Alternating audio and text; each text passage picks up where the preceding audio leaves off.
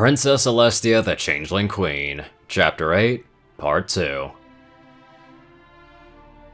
I gasped, coughed, and burst out into laughter. My wounds groaned in protest, but I couldn't help it. I was to pretend to be Celestia? The very thought of trying to attempt such a deception was absurd. I mean, all that love would make me the most powerful changeling in the world, so perhaps I could raise the sun and moon. My giggle stopped. That's... I paused. Lips pursed, eyes widened as recognition dawned. That might just work. But are you sure that I can raise the sun and the moon, though? I mean, the love of Equestria will be more than enough, Alternia. It has to be. Interrupted Celestia. The alicorn momentarily gasped and gritted her teeth. Time is running short, Alternia, Camelia's daughter. In return for all the love of Equestria, dost thou swear to maintain the orbit of the sun and moon? Swear to protect our little ponies and Equestria citizens for as long as we rest. Swear to lead our ponies through the coming trials and turmoil, and swear to do thy best to save our sister Luna when she comes back. Demanded Celestia. I hesitated and pursed my lips. I thought about the love I had seen the ponies express for Celestia, the admiration, the praise, and the adoration that they showered upon the princess. That was beyond measure. It would save my life. A darker thought took hold of my mind. The love would give me the power to take revenge on my sister. No matter how long I needed to toil as Equestria's ruler, I would give anything to have that one chance. I do. A moment ago, I had wanted nothing else but to die. Now it was like a spark had caught fire within me. I felt weak, but I knew what I had to do. I was ready to take on the greatest deception in my life. I would shoulder this burden and use my power to defeat my sister.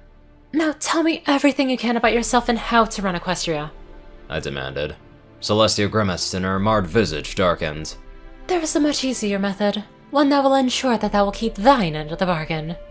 Then in one swift motion, the alicorn touched her horn to mine. Textures, images, sounds, smells, tastes, emotions, they all poured into my mind like a waterfall crashing upon the rocks. Initially, I was merely shocked at these foreign sensations, but as this downpour increased, I became terrified. It wasn't because it was painful, but it was because of the onslaught of unfamiliar recollections that invaded my mind. That was too much to bear. I was lost in a whirlpool of thoughts that weren't my own, and I attempted to tear my head away from Celestia, but the alicorn pressed up her nose against mine very hard.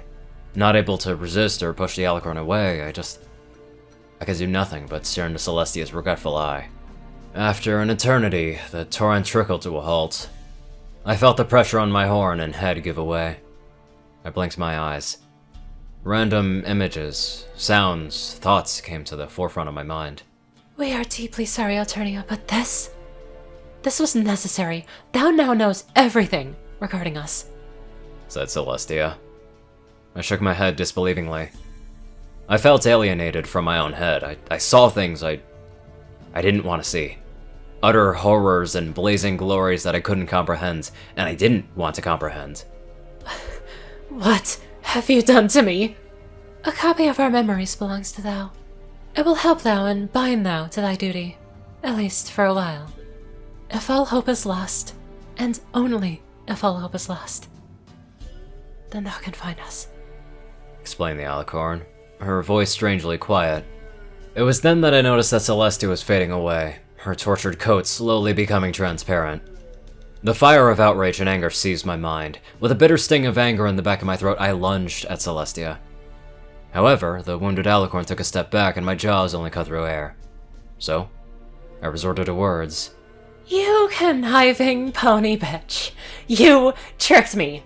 How dare you burden me with memories not of my own? How dare you chain me to this post after I show you pity? I should have never trusted a pony! I roared, my fangs bared against the alicorn I had once pitied. Celestia bowed her head dejectedly. We know. Thou may confer any form of punishment upon us when we return, and it is our fault that this came to pass. It was our fault that we had to resort to such measures, but Alternia, we beg of thou, do not begrudge our ponies for our crimes. Thou will have many long years to plan thy revenge on us, said Celestia. I wanted to throttle the alicorn.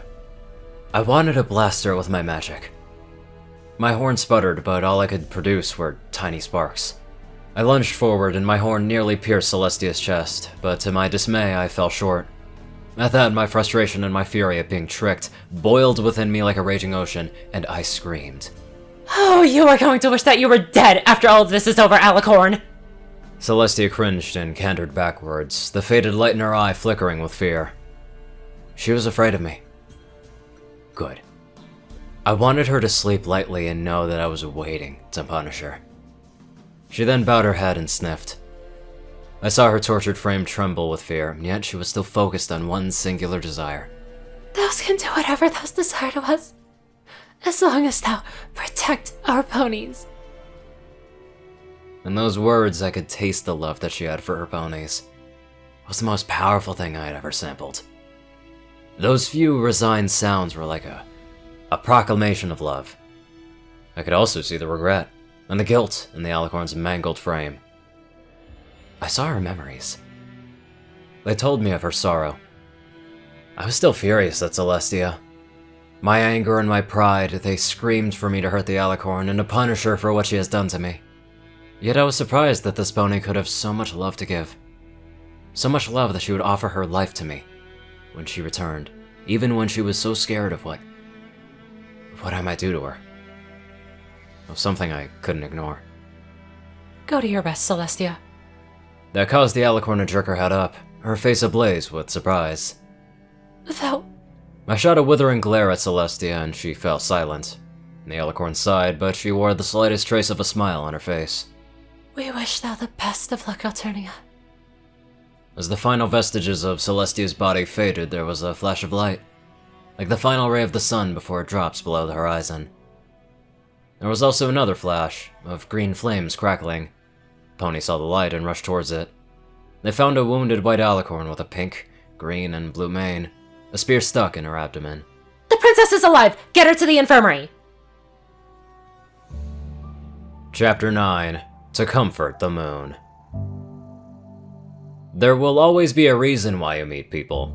Either you need them to change your life, or you're the one that will change theirs.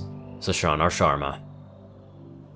The moment I finished my tale, I closed my eyes and waited. All the while, I wondered how Twilight and the others would react. Would they scoot away from me as if I carried the plague? How would they look at me now that my mistakes in my past were laid bare for them to see? Could they ever look at me the same way again? I bit my lip.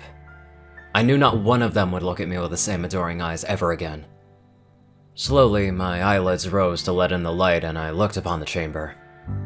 Everybody was silent. Even my dear Philomena didn't utter a peep. I glanced towards Twilight. My protege was staring at her notes, her eyes full of disbelief. It was as if she couldn't conceive what she had written. The first to move was Fluttershy. Princess Celestia. Alternia. Thank you for telling us about your past. Do you need to be alone for a little while? Whispered the Pegasus, and I shook my head and smiled gently. You are most welcome, Fluttershy, and I thank you for your offer, but I am fine.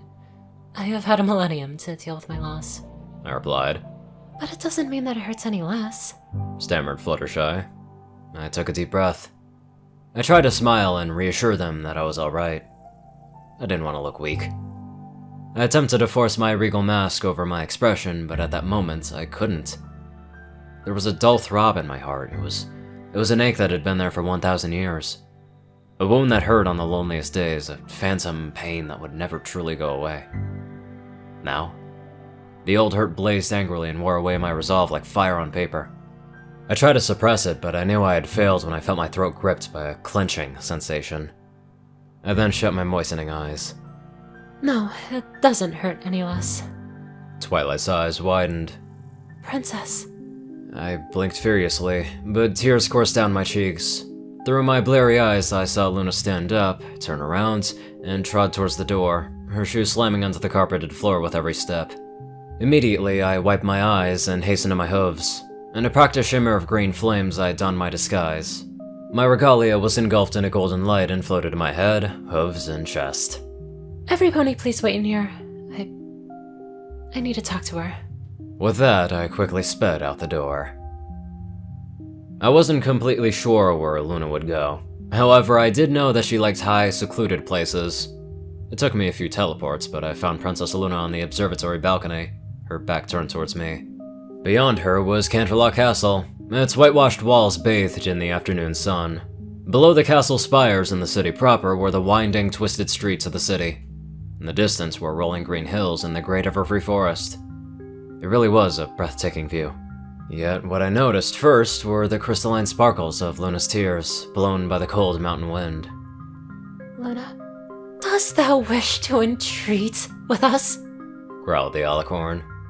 Yes, Luna, I said calmly. The alicorn seemed to shiver at my answer, and when she spoke, her voice was bitter. After all we did to thou? What do you mean, Luna? I asked, caught off guard. I had expected an onslaught of accusations, and I was prepared for threats from a furious princess of the night. I was even ready to comfort her, but I wasn't prepared for her question. The alicorn turned around, and I blinked in shock. Her cheeks were soaked, and still more tears flowed down them like a torrent. Her turquoise eyes were tinged red and bleary. And although Luna furiously blinked them away, tears continued to form. Her mane that once shimmered with 1,000 dreams now draped down onto her shoulders like a blanket. I had known Luna would be agonized by what she had done, but not to this extent. Thou... Were it not for us, this would have never come to pass. This debacle is our fault. If not for our foolish actions, our sister would not need to force thou to take upon her mantle, and if not for our prying into their memories, thou would not need to tell us. How could we be so... Luna, stop! I shouted. The alicorn stepped back, her eyes wide. I took this opportunity to step forward and wrap my right hoof around her. She struggled against me, but with great care I held her firm. Slowly, the push of her hoofs was lessened and eventually halted altogether. I quietly held the Princess of the Night as she sobbed into my shoulder. I waited as wails that racked both of our bodies turned into soft sobs. Why dost thou not hate us? Thou hast every right to despise us for what our sister did and for what we did. Sniffed Luna. I did hate you, I admitted. I felt Luna flinch, and I felt her body stiffen in my hooves. I saw you as another burden Celestia's handed to me. It didn't help that I had to deal with the chaos of your prolonged night and grew to despise the one who caused it. The truth is that in my earlier years, I spent hours planning how to destroy you with all of my power. Back then, I never even considered trying to use the elements to cleanse you. I wanted so badly to get back at your sister that I was willing to use any means necessary. Luna stepped out of my embrace, her confused eyes examining my weary expression. Then why did thou stay thy hoof? She asked, and I paused. Because I knew who you were. Luna's eyes widened as I continued. I do not shy away from all of your sister's memories. While I did hate having them in my head, it was through them that I learned about... well, you. Me? Rasped Luna. I nodded. Yes. I learned about an adorable alicorn foal that loved the stars with all of her heart. I watched the alicorn foal grow up with the sole wish of safeguarding the dreams and granting the wishes of ponies. I listened to the alicorn's only wish, which was to have the love of her subjects. It was a wish that should have rightfully been granted, but instead was returned with malice and suspicion. You were not fully to blame for this. Thus, I could not destroy you, even for the sake of revenge. It would have brought me down to Chrysalis's level if I destroyed you. A kind, caring pony. It was not worth it, even if it meant I could drive a sword through Celestia's heart. That is a lie! Tia would hate us for what we forced her to do. Her memories would never be so kind to us. I stared into Luna's pleading eyes. It was as if she knew what I was about to say. Her eyes wanted so badly to see my mouth move, but her body seemed to brace itself for an onslaught of daggers. Briefly, I bit my lip and shut my eyes. I knew that she didn't want to hear what I had to say, but it was my lie that had put all of us into this situation. I had to tell her the truth. Luna, your sister loved you. Even when she was about to die, she never hated you. Her last command was for me to save you, not to kill you. She never blamed for your descent into Nightmare Moon. She only hated herself for her ignorance.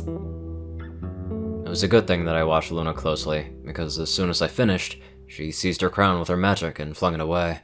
As it clattered onto the floor, Luna collapsed. I stood, shocked still at her grief-stricken cry that split the sky, calling for her sister. On a good note, at least some things are starting to mend themselves back together, as odd as that may be your sound. It's not necessarily fast progress, but it's still progress.